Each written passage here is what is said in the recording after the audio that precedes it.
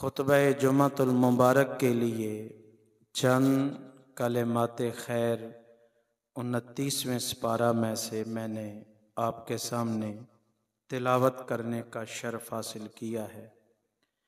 कुरान करीम के इन कलिमात तय्यबात में अल्लाह जल्ला मजदुहू इस इंसान का वो रिश्ता जो इस दुनिया में बड़ा मजबूत है मगर आखिरत के लिए बड़ा कमज़ोर है, वो रिश्ता जो इस दुनिया में जितना इंसान के करीब है आखिरत में इतना ही इंसान से दूर है। उस रिश्ते की हकीकत और इस दुनिया की बेसबाती और इस दुनिया के ख़त्म होने की तरफ ये कलिमात खैर हमारी रहनुमाई करते हैं। क़यामत के दिन के बारे में अल्लाह पाक ने इरशाद फरमाया कि वो दिन सख्त तरीन दिन होगा जब एक नफ़ख़े सूर फूंका जाएगा, सारी दुनिया तबाह हो जाएगी, ये इंसान ख़त्म होगा, ज़मीन एक रुई के गालों की तरह हवा में इसके छोटे छोटे तिनके, पहाड़ अपनी जगह से टूट फूट का शिकार हो जाएंगे, रेज़ा रेज़ा होंगे। बड़े से बड़ा इंसान, बड़े से बड़ा वजूद, बड़ी से बड़ी ताकतवर चीज़ इस अल्लाह के हुक्म के सामने एक हवा के झोंके में बहने वाले एक हल्के से तिलके की तरह भी नहीं होगी उसकी कीमत। इसलिए इंसान को अल्लाह ताला ने ये मुतनब्बे किया कि इस कायनात अर्ज़बू में आपने और मैंने हमेशा के लिए नहीं रहना। ये कायनात आर्जी है, कायनात में रहने वाला इंसान भी चंद रोज़ा ज़िंदगी का मेहमान है और इस कायनात की ये रंगीनियाँ, ये कायनात का हुस्न, ये कायनात की बहारें, ये कायनात में रंगो बू के जितने इस कायनात में हुस्न बिखरे हुए हैं या जितने अल्लाह की बारगाह में अल्लाह की मखलूक़ात इस कायनात को अपने नगमों से भरी हुई है, ये सब आर्जी चीज़ें हैं। कुरान करीम ने इस दुनिया को और इस ज़िंदगी को एक पानी के बुलबुले की तरह मिसाल दे के समझाया। फरमाया एक जगह पानी जमा होता है और उसमें अल्लाह की रहमत से बारिश का एक कतरा उसमें टपकता है। जब बारिश का पानी का वो कतरा पानी के तालाब में गिरता है तो वहाँ एक बुलबुला बनता है, लेकिन वो बुलबुला चंद सेकंड की जिंदगी उसकी होती है। आप मिनटों में भी जाएं तो ये बात गलत होगी। पानी पे पैदा होने वाला बुलबुला चंद सेकंड में अपनी जिंदगी का खातिमा खुद ब खुद कर लेता है। कुरान करीम में अल्लाह ताला ने पानी के इस बुलबुले के साथ आपको और मुझे ये जिंदगी समझाई कि आप और मैं ऐसे हैं जैसे वो पानी का बुलबुला।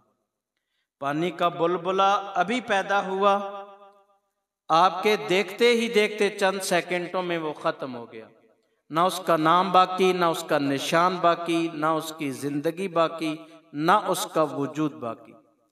ऐसे ही आप और मैं, आप मुझे इस हाल में देख रहे हैं। इंसान समझता है मैं जिस सीट पे बैठा हूँ सदाबहार हूँ हमेशा के लिए। ये सदाबहार सिर्फ अल्लाह का नाम है, अल्लाह के रसूल का नाम है। इसलिए नबी रहमत सल्लल्लाहु अलैहि वसल्लम का बड़ा खूबसूरत इरशाद गिरामी है। हुजूर ने इरशाद फरमाया कुन फिद दुनिया का अन्नका गरीबुन फिद दुनिया औ आबिर सबील। ऐ इंसान दुनिया में एक मुसाफिर की तरह रहो, यहाँ से आपने लाहौर जाना है, यहाँ से लाहौर जाने में ये रास्ते में आप मुसाफिर हैं। अगर आप भेरा स्टेशन पर कोट मोमन जाकर बैठ जाएंगे तो बैठे रहेंगे, आप मुसाफिर हैं, आपकी ये मंजिल नहीं है। अगर वहां बैठेंगे तो फिर आप अपनी मंजिल पर लाहौर स्टेशन पर नहीं पहुंच सकेंगे। ये आर्जी है। लाहौर जाते हुए रास्ते से गुजरना, किसी भी स्टेशन पर, किसी अड्डे पर, किसी मकाम पर, आपकी और मेरी ये दुनिया आर्जी है। लेकिन हमने इस दुनिया में हमेशा के लिए अब जी लगा लिया है। क़यामत की घड़ी जब नफ़ख़े सूर फूंका जाएगा, आका अलैहिस्सलातु वस्सलाम ने इरशाद फरमाया, ये आसमान पे तुलू होने वाला सूरज इस ज़मीन के इतने करीब होगा जितना एक सवा नेज़े की पैमाइश होती है, ये सूरज इस ज़मीन के इतने करीब होगा। जब करीब होगा, इसकी तपश से हर इंसान का अपना पसीना अपने जिस्म से खौफे इलाही और क़यामत के डर की वजह से इतना बहेगा कि इंसान अपने ही पसीने में अपने घुटनों तक डूब जाएगा। अपने ही खौफ के मारे जो पसीना निकलेगा जिस्म से, उसमें घुटनों तक अपने ही पसीने का इतना पानी जमा होगा, उसमें डूब मर जाएगा। जब ये सवा नेज़े के करीब सूरज आ जाएगा, इसकी तपश आ जाएगी, अल्लाह ताला के हुक्म से नफ़ख़े सूर फूंक दिया जाएगा, क़यामत कायम हो जाएगी। और उसका नक्शा कुरान करीम की इन कलिमात जो मैंने तिलावत की है, इसी तरह खींचा गया, यौम यफ़िर्रुल मर्उ मिन अख़ी। आज दुनिया में हम कहते हैं कि सारे रिश्ते टूट सकते हैं, लेकिन अपने माँ और बाप से पैदा होने वाले सगे भाई खून का रिश्ता नहीं टूट सकता। लेकिन क़यामत के दिन ये रिश्ता भी टूट जाएगा। यौम यफ़िर्रुल मर्उ मिन अख़ी, आदमी अपने भाई को देख के दूर भागेगा। व उम्मे ही, बेटा माँ को देखेगा तो यहाँ देख के हम माँ के करीब जाते हैं, माँ के हाथ चूमते हैं, माँ की खिदमत की कोशिश करते हैं। माँ की ज़ियारत को अल्लाह ने हज के बराबर दर्जा और सवाब में लिखा। लेकिन क़यामत के दिन माँ को देख के बेटा भागेगा, माँ को देख के बेटी दूर भागेगी, बाप को देख के औलाद दूर भागेगी। ये रिश्ते नाते सारे होंगे, लेकिन क़यामत के दिन इसलिए दूर भागेंगे कि हर इंसान को अल्लाह की बारगाह में अपने आमाल का जवाब देना है। 50 साल मेरी जिंदगी है, मैंने उसका हिसाब देना है। एक दिन में 5 नमाजें मेरे जिम्मा फर्ज है, मैंने उसका हिसाब देना है। मेरे जो जिम्मे फर्ज है उसका हिसाब मेरी माँ ने नहीं देना, मेरे बाप ने नहीं देना, मेरे भाई ने नहीं देना। हाँ, क़यामत के दिन शफाअत का दरवाजा खुलेगा, अल्लाह के नबी शफाअत करेंगे। इसका ये मतलब भी बाज लोग ले लेते हैं, ये मतलब भी गलत है कि क़यामत के दिन कोई किसी के काम नहीं आएगा। अल्लाह के नबी शफाअत करेंगे, कुरान के हाफिज और कारी शफाअत करेंगे। छोटा फौत होने वाला नाबालिग बच्चा माँ बाप के हक में शफाअत करेगा। अल्लाह वो छोटा बच्चा जब फौत हो जाता है, उसके माँ बाप उस पे सब्र करते हैं, अल्लाह की बारगाह में नेमुल बदल की दुआ मांगते हैं। क़यामत के दिन उस बच्चे को अल्लाह जिंदगी देगा। बचपन में माँ बाप से जुदाई की वजह से जो माँ बाप को सदमा और दुख पहुंचा था, अल्लाह क़यामत के दिन उस मासूम कच्चे छोटे बच्चे की शफाअत अपने वालिदैन के हक में अल्लाह अपनी बारगाह में कबूल करेगा। मस्जिद में आजान देने वाला जो अल्लाह को राजी करने के लिए सिर्फ आजान देता है, और कोई गर्ज नहीं होती कि मैं आजान दूं, लोग मुझे कहें कि बस यही नेक है, यही पारसा है, या किसी और को आजान का मौका न दे।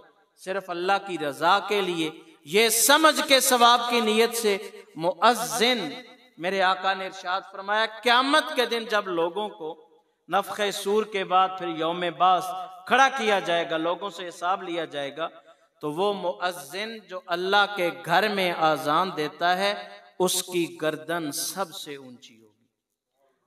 मुहद्दिसीन ने इशारा किया, गर्दन ऊंची होने का मतलब ये उसका मकाम ऊंचा होगा, उसका मर्तबा ऊंचा होगा, उसकी शान ऊंची होगी। ऐसी औलाद जो अपने माँ बाप की फरमा बरदारी करती है और हाफिज होती है, कारी होती है और बाअमल होती है। बाज लोग होते हैं वो हमारी तरह बेअमल होते हैं। हाफिज की फजीलत है, आलिम की है, कारी की है, इन सारे नेक और मुत्तकी पारसा लोगों की है, लेकिन शर्त यह है जब उस पर अमल भी होगा। तो ये रिश्ते क़यामत के दिन काम आएंगे। औलियाए कामिलीन, आपने ऐसे लोगों की जो खिदमत की है, अल्लाह के नेक वली, उनके रिश्ते भी काम आएंगे, लेकिन अल्लाह की इजाजत और इज़्न के बाद। अपनी जात में कोई इंसान दूसरे को फायदा नहीं पहुंचाएगा। तो मैं आपकी खिदमत में अर्ज ये कर रहा था, गुफ्तगू फिर लंबी हो जाती है, कि क़यामत जब कायम होगी ये सारे रिश्ते नाते टूट जाएंगे। आप और मैं, बहन और भाई, माँ और बाप, माँ और बेटी, कितने मजबूत रिश्ते हैं, लेकिन क़यामत के दिन मेरे पाक नबी ने इरशाद फरमाया, 7 खुश नसीब ऐसे होंगे जिन्हें अल्लाह अपने अर्श का साया अता फरमाए।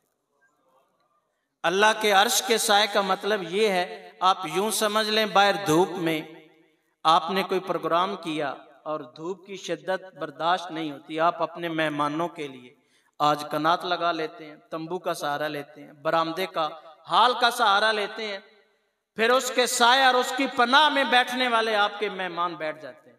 क़यामत का दिन, वो क़यामत की गर्मी, वो अल्लाह के खौफ का इंसान पर रोब, अल्लाह की खशियत का डर, अपने अमाल का जवाब देना, उसका खौफ, ये सारी चीजें जब इंसान पर तारी होंगी तो इंसान के लिए क़यामत के दिन कोई और पनाह नहीं होगी। मेरे आका ने इरशाद फरमाया, सिर्फ अल्लाह अपनी रहमत का साहिबान अपने बंदों पर करेगा, लेकिन हर इंसान के लिए नहीं होगा। 7 खुश नसीब ऐसे होंगे जिन्हें अल्लाह की रहमत बुलाकर अपने उस रहमत के चादर में छुपा लेगी। वो 7 खुश नसीब कौन कौन से हैं? नबी रहमत सल्लल्लाहु अलैहि वसल्लम ने इरशाद फरमाया, सबसे पहला वो खुश नसीब जिसे अल्लाह अपने अर्श का साया अता फरमाएगा, अल इमामुल आदिलो, आदिल बादशाह, अदल करने वाला हुक्मरान। अल्लाह जिसे हाकिम बनाता है, बादशाह वक्त बनाता है, अगर अल्लाह ताला उसे ये भी तौफीक दे और वो अपनी रियाया पर बादशाह बनने के बाद अपने जिस मनसब पर है वो अपनी उस रियाया मनसब का बादशाह है, लेकिन मेरे आका ने इरशाद फरमाया अगर उसके अंदर अदल करने वाली सिफ्त मौजूद होगी, आदिल होगा, लोगों के लिए जालिम नहीं होगा, लोगों के लिए इंसाफ करने वाला होगा, उसकी इक्तिदार और उसकी बादशाही के नशे में उसके फैसले आम और खास के लिए बराबर होंगे, छोटे और बड़े के लिए बराबर होंगे, अपनों और पराओं के लिए बड़े होंगे।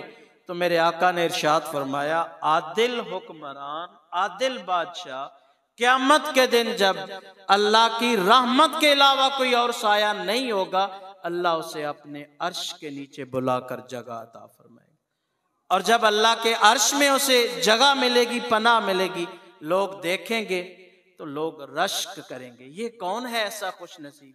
आज क़यामत के दिन उसे अल्लाह ने अपनी रहमत के पनाह में छुपा लिया है, तो फिर लोगों को बताया जाएगा ये आदिल बादशाह है, दुनिया में अदल करने वाला। ऐसे नहीं हमारे अमीर अल मोमिनीन खलीफतुल मुस्लिमीन जनाब हजरत फारूक आजम रजी अल्लाह ताला अन्हो, उनके अदल की, उनकी हुक्मरानी की बादशाहों में ऐसे नहीं मिसालें बयान की जाती।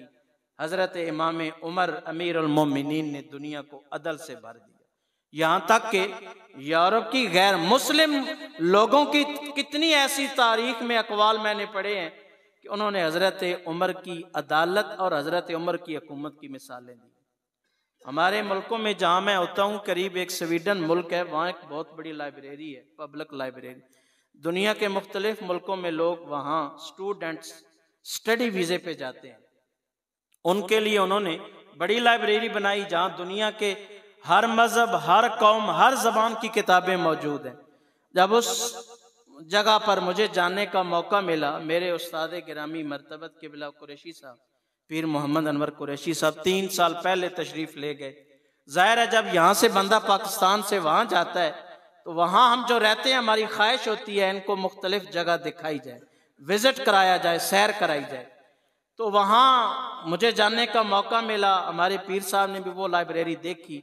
सारी लाइब्रेरी देखने के बाद खुद इनकी भी नजर पड़ी हमारे उस्तादों की, हमने भी देखा दिखाया कि जो सबसे ऊपर एक किताब लिखी हुई थी ना, वो हमारे मजहब इस्लाम के बारे में हजरत फारूक आजम के दौरे हुकूमत की थी। बाकी सब किताबें नीचे, जैसे हम कुरान पाक ऊपर रखते हैं, बाकी नीचे किताबें रखते, उन्होंने वो वाली ऊपर रखी। तो वहां के लाइब्रेरी से हमारे पीर साहब ने सवाल किया कि इसकी क्या वजह है, आप गैर मुस्लिम हैं, आपका मजहब किसी का ईसाई है, किसी का यहूदी है, कुछ लोग सोशलिज्म जिंदगी गुजारते हैं जिनका किसी मजहब से कोई ताल्लुक नहीं होता। वो कहते हैं बस ये अचानक दुनिया है, अचानक जिंदगी है, अचानक निजाम है, जब तक जिंदा हैं जो चाहे करें, इसके बाद कोई और दुनिया नहीं है, किसी से कोई पूछ गुछ नहीं है। वो एक सोशलिज्म किस्म का निजाम होता है, उन मुल्कों में वो भी मौजूद है। तो मैं आपकी खिदमत में इशारतन सिर्फ अर्ज करूं कि जो ऊपर सबसे किताब पड़ी हुई थी वो हजरत फारूक आजम के दौरे हुकूमत की। पूछा गया इसकी क्या वजह है, तो उन्होंने जवाब दिया कि पूरी यूरोप की दुनिया भी है, वो भी रहनुमाई लेती है तो हजरत उमर के अदल के फैसलों से लेती है। यानी वहां ये निजाम है, पैदाइश से बच्चों को वजीफा दिया जाता है, बूढ़ों को बुढ़ापे का वजीफा दिया जाता है, बच्चों की मां को दूध पिलाने की खिदमत पेश की जाती है, और अगर कोई इंसान बेरोजगार हो जाता है तो उसको रोजगारी का अनाउंस दिया जाता है। आप समझ गए ना इशारा, ये सारा एक निजाम जिंदगी है। तो पूछा गया कि ये निजाम जिंदगी हम मुसलमान अपने मुल्कों में तड़पते हैं, यूरोप जाएं, वहां पैसा कमाएं, अपने मुल्कों में बेचें, हर बंदी की ख्वाहिश है, जरूरत है मेरी भी आपकी, अल्लाह सबको इस दुनिया में खुशहाली अता फरमाए। ये पैसा खुशहाली भी होता है और कभी कभी बिगाड़ भी पैदा करता है। जब इंसान राह रास्त से उतर जाता है, फसाद में चला जाता है, उसकी नीयत में, जैसे मेरे आका सल्लल्लाहु अलैहि वसल्लम का इरशाद गिरामी है ना कि अल्लाह ताला उन जिन 3 बंदों पर नाराज होता है, उनमें से एक बंदा वो होता है, अल्लाह जिसे माल देता है तो वो माल के साथ जालिम हो जाता है। जैसे हमारे हुक्मरान होते हैं, पाकिस्तान के सियासतदान होते हैं, उन्हें जब इक़्तिदार का नशा मिलता है ना, तो ये जो कारनामे बाहर के मुल्कों में जाकर यूरोप में करते हैं, वो हमने अपनी आंखों से देखे। अगर हम वो सारे इनके नक्शे देख ले तो हम यहाँ इनको बिल्कुल अपने करीब ना होने दें। जो इनकी ऐश परस्तियाँ होती हैं, जो इनकी वहाँ बातें होती हैं, जो इनका चाल चलन होता है, जो इनका किरदार होता है, अल्लाह ताला सबको हिदायत अता फरमाए। तो मैं आपकी खिदमत में सिर्फ अर्ज ये कर रहा था, गुफ्तगू किसी और तरफ बिखर जाती है कि मेरे आका ने इरशाद फरमाया, क़यामत के दिन 7 खुश नसीब बंदों को अल्लाह अपने अर्श का साया देगा। पहला वो जो इमाम आदिल होगा, अल्लाह उसे हाकिम बनाता है और वो रियाया पर अदल करता है। जैसे हजरत अमीर अल मोमिनीन फारूक आजम रजी अल्लाह ताला अन्हो, उनके अदल के वाक़यात आपने हजारों उलमा से सुने होंगे, अब मैं उसकी तफसीलात में नहीं जाऊंगा। दूसरा वो खुश नसीब अल्लाह जैसे अपने अर्श का साया देगा, व शाबुन नशअ फी इबादत रब्बिही, वो नौजवान जिसकी जवानी अल्लाह की इबादत में गुजर। अमूमन हमारा अब तसव्वुर ये बन गया है कि बुढ़ापे में मस्जिद याद आती है, जब कोई और काम नहीं, बुजुर्गों से मस्जिद आबाद होती है। जवान क्या जवानी में इबादत करना, अल्लाह ताला ने उसको एक अपना अजर अता फरमाया है जो आम हालात में आम बंदों के लिए नहीं है। मेरे आका ने इरशाद फरमाया कि जब जवान आलमे जवानी में, जवानी के नशे में आकर अल्लाह की बारगाह में इबादत में चंद लम्हे गुजारता है, तो आलमे अर्श पर अल्लाह के फरिश्ते उस पर नाज करते हैं, उस पर फख्र करते हैं। इसलिए मेरे आका ने इरशाद फरमाया, जवानी अमूमन ये उम्र खेल कूद की होती है, पढ़ाई की होती है, पैसा कमाने के चक्कर में नौकरी पेशे की होती है, तो इंसान ये जवानी उसी में गुजार देता है। लेकिन ये जवानी अगर इंसान को सेहत मिले तो इस जवानी को अल्लाह की इबादत में भी गुजारने की हमें कोशिश करनी चाहिए। ये दूसरा खुश नसीब होगा, अल्लाह जिसे अपने अर्श का साया अता फरमाएगा। यही वजह है मेरे आका सल्लल्लाहु अलैहि वसल्लम ने इरशाद फरमाया कि 3 ऐसे बंदे होते हैं जिन पर हमेशा अल्लाह नाराज होता है। हुजूर से पूछा गया, या रसूल अल्लाह वो कौन से? मेरे आका ने इरशाद फरमाया, उन 3 बंदों में से एक वो नौजवान होता है जिसकी जवानी में इबादत कम होती है, बुढ़ापे में इबादत ज्यादा होती है, लेकिन जवानी में इबादत कम होती है। अल्लाह ताला उस पर अपने गजब के दरवाजे खोलता है, अपनी रहमत के दरवाजे बंद कर देता है। हमारे औलिया कामिलीन के वाक़यात हज़ारों की तादाद में भरे पड़े हैं। अगर आप पढ़ें, हज़रत इमाम गज़ाली अलैहि रहमह ने मुकाशफ़तुल कुलूब में एक खूबसूरत नौजवान का वाक़या लिखा। एक नौजवान था, किसी के घर काम काज करने के लिए मुलाजिम था, और उसने बाकी सारे मामलात जब तय किए तो एक शर्त लगाई कि सारा काम करूंगा, तेरी नौकरी, तेरे घर की खिदमत, तेरी चाकरदारी, सारा कुछ करूंगा, लेकिन मुझे रात में सिर्फ एक कमरा चाहिए जो मेरे आराम के लिए होगा, उसमें कोई दूसरा नहीं आ सकेगा। मैं आपका मुलाजिम हूँगा दिन को, रात को आप मुझे किसी अपने काम के लिए नहीं बुला सकते। उसने कहा ठीक। इमाम गजाली लिखते हैं कि रात को वो नौजवान उस बंद कमरे में सारी रात अल्लाह की इबादत में गुजारता, अल्लाह की बारगाह में गिड़गिड़ा के रो रो के दुआएं मांगता, और दुआओं में अर्ज ये करता, या अल्लाह, मेरा आर्जी मालिक वो है, दिन भर मैं उसका काम करता हूँ, वो मुझे काम की उजरत और मजदूरी देता है। मेरा असली मालिक तू है, रात को मैं तुझे राजी करता हूँ, लेकिन या अल्लाह, अगर मुझे फिक्र माआश ना हो, अगर मेरा पेट या मेरी औलाद के अखराजात ना हो, तो फिर मैं दिन भी तेरी इबादत में गुजारता, रात भी तेरी इबादत में गुजारता। चंद महीने ऐसे गुजरे, चंद दिन गुजरे। हजरत इमाम गजाली लिखते हैं कि उस मालिक ने कहा, मैं देखूं, इसने मुझे कमरा लिया मखसूस, और रात को उस कमरे में किसी को आने नहीं देता, उसका क्या मामला है तन्हाई में।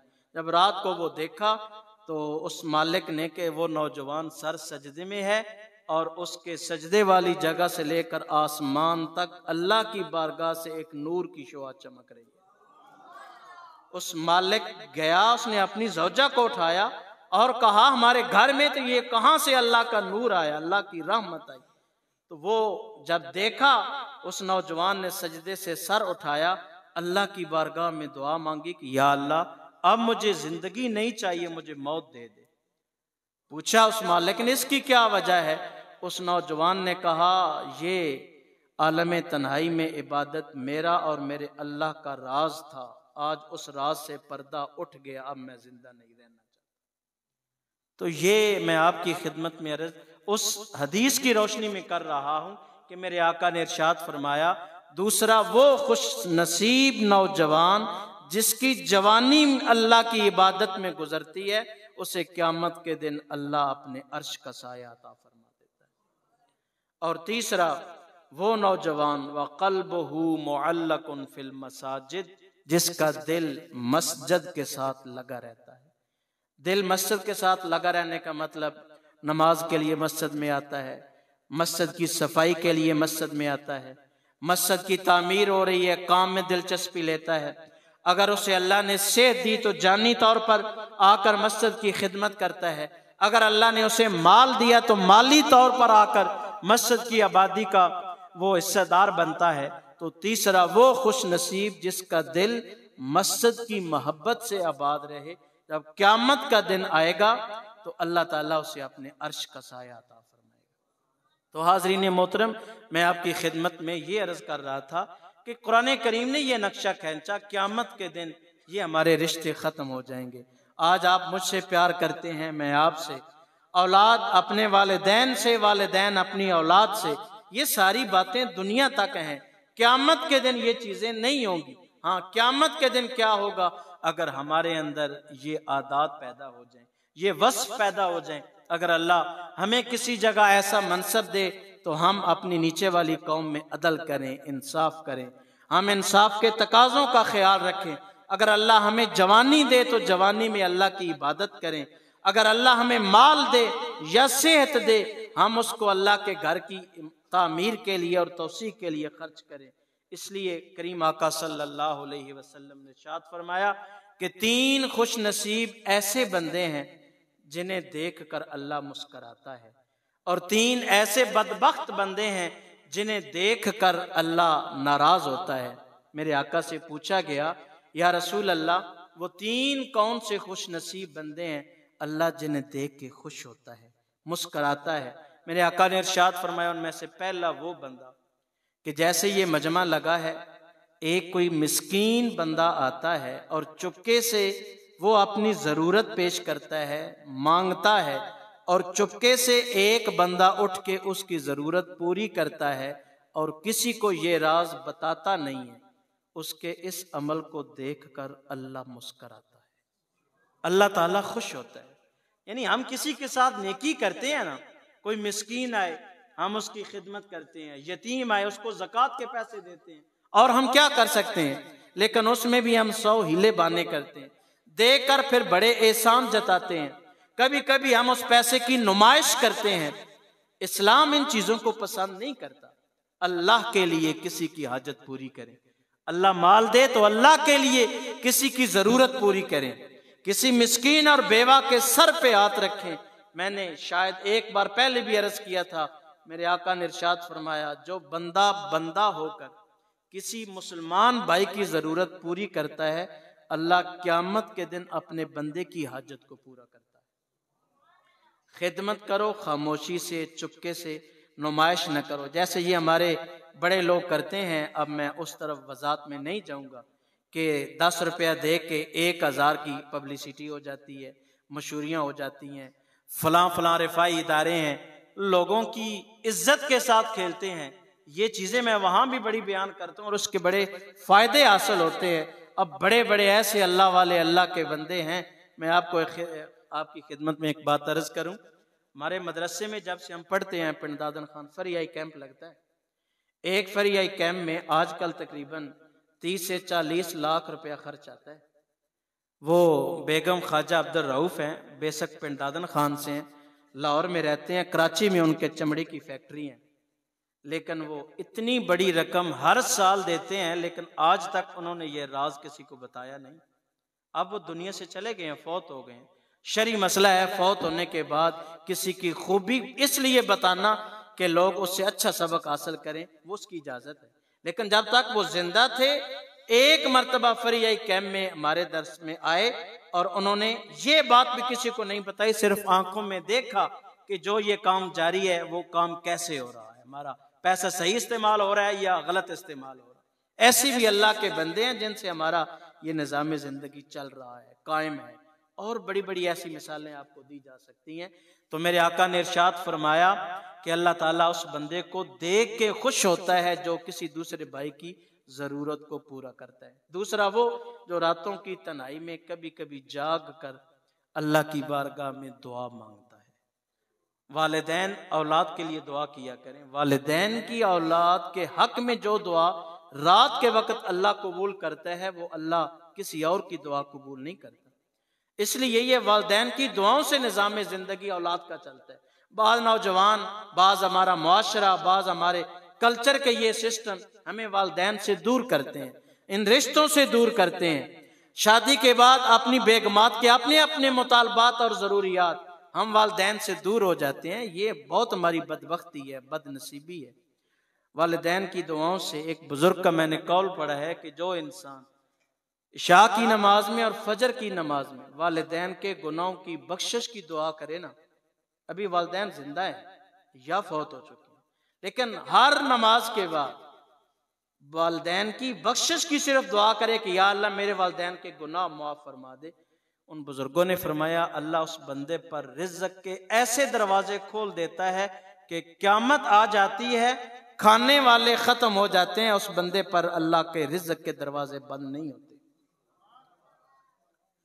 लेकिन वो खुश नसीब दूसरा, अल्लाह जिसे देख के खुश होता है। जब रात की तन्हाई में बच्चा है तो वो वालिदैन के लिए दुआ करे, वालिदैन रात को जागें तो वो औलाद के लिए दुआ करे, दोनों का बेड़ा पार होता है। ये रिश्ता ही ऐसा है।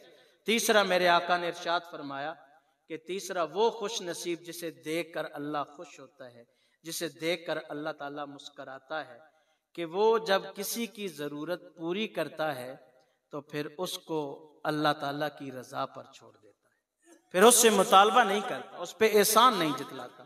एहसान जताने से इंसान की नेकियां खत्म हो जाती हैं। ये कुरान करीम की सूरह अल बकरा में एक पूरा रुकू इस पर आया है, ए ईमान वालो, नेकी करके एहसान करके उसको जताया ना करो, जता कर नेकी करने वाले के दिल को दुख ना पहुंचाया करो।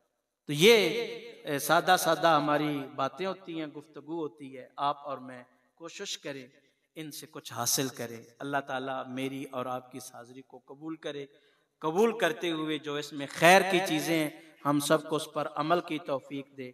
जो हमारी कमज़ोरियाँ गलतियाँ हैं अल्लाह हम सबको मुआफ़ी अता फ़रमाए। वमा अलैना इल्लल बलाग।